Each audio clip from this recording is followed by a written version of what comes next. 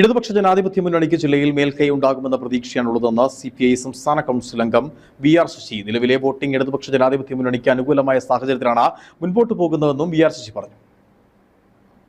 ഇന്ന് രാവിലെ 7 മണി മുതൽ ആരംഭിച്ച പോളിംഗ് ഇടതുപക്ഷ ജനാധിപത്യ മുന്നണിക്ക് വളരെ അനുകൂലമായ അന്തരീക്ഷത്തിലാണ് ആളുകൾ അഭിപ്രായം രേഖപ്പെടുത്തിയിട്ടുള്ളത്.